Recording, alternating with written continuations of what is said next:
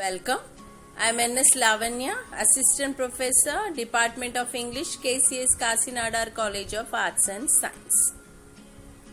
In this video, I am going to teach you grammar part, subject and verb agreement, which is a part of the syllabus, communicative English, prescribed by University of Madras for all the UG courses. What is subject and verb agreement? A singular subject takes a singular verb, whereas a plural subject takes a plural verb.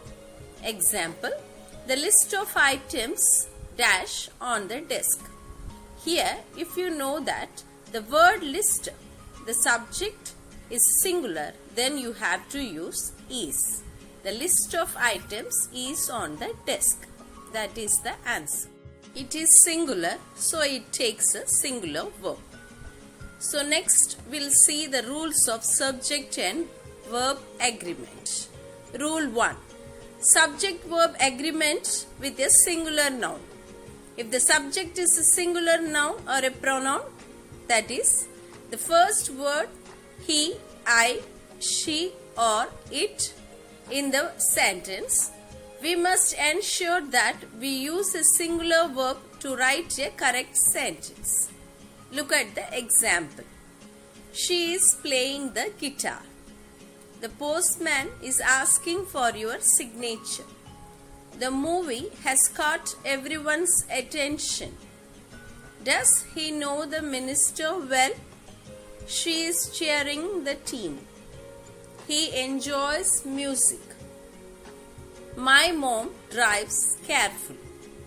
The moon revolves around the earth. Is it raining? Dear students, if you see the nouns, that is the subject in all the sentences, if it is singular, it takes the singular verb. I hope you understood rule 1. Next we will go to rule 2. Subject-verb agreement with plural noun. If the subject is plural, the noun is we, they, those, you, then you have to use a plural verb to write a correct sentence. The following examples will give you a better understanding about rule 2. The boys were dancing in the corridor. The children are playing in the garden. The students were writing their exam. 2 of our girls have won the quiz.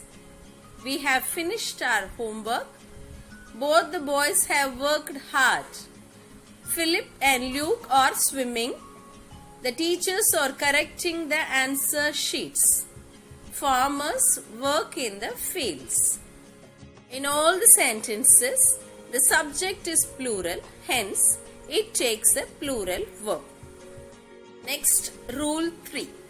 Subject-verb agreement with collective nouns. The collective nouns are considered as singular. You have to use singular verbs when you find the noun is in collective form. Let's look at the following examples to have a better understanding. The crowd was very noisy. Our team has to win the match. The audience is having a fun time. The band is playing the school song. The choir is singing beautifully. My family is from Poland. Our cricket team is the best in the whole town. A bouquet of flowers was presented to the chief. Look at all the sentences. The first words are collective nouns, hence it takes a singular verb. Next we will see rule 4. Subject-verb agreement with either or, neither nor. Verb must agree with the noun or the pronoun that is closer to these words. Let's have a look at the examples to have a clear understanding. Neither he nor I am guilty. Neither Bob nor his friends want the party. Either you or your sister is telling a lie. Either Nancy or Mary is typing the letter. Neither Julia nor her parents know the way to the passport office. In all the sentences, if the noun or pronoun in either are, if it is a singular, it takes a singular verb. If it is a plural, it takes a plural verb. This is the end of rule 4. Next, subject-verb agreement with indefinite pronouns. Indefinite pronouns like nobody, everybody, someone, somebody, one are always singular. We have a look at the examples. Everybody is in the new car. Someone is calling you. Nobody is allowed to enter that room. Everybody likes Mrs. Maria, the new history teacher. One of the passengers was asking for tomato soup. Somebody is knocking at the door. Dear students, look at all the sentences where the words take a singular verb.